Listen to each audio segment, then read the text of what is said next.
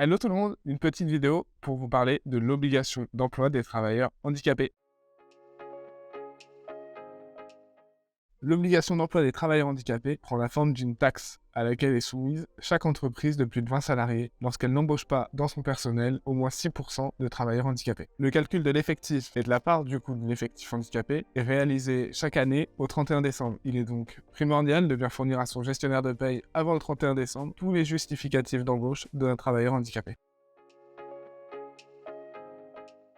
Pour toutes les entreprises nouvelles, de leur immatriculation jusqu'à leur 5e anniversaire, ces entreprises bénéficient d'une exonération complète de la contribution.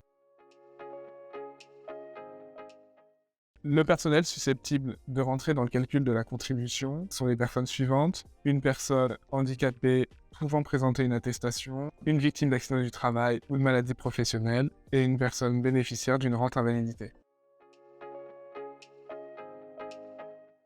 Le calcul de la contribution se fait à partir des effectifs moyens annuels de l'entreprise, arrêtés au 31 décembre de chaque année. En multipliant cet effectif par 6%, on obtient le nombre de personnes handicapées que l'entreprise devrait avoir pour être exonérée de la contribution. Pour les entreprises de moins de 250 salariés, si la société n'a pas embauché de personnel handicapé, il convient de multiplier le seuil calculé juste avant en le multipliant par 400 fois le SMIC horaire. Enfin, la société peut déduire du montant de la contribution à payer un certain nombre de dépenses. Il y en a de plusieurs types. Il y a par exemple des dépenses qui sont faites pour rendre les locaux accessibles aux travailleurs handicapés, ou des dépenses qui sont faites dans le cadre de contrats de prestation de services ou de sous-traitance avec des entreprises ou des associations qui ont pour habitude de travailler avec du personnel handicapé, comme des ESAT par exemple.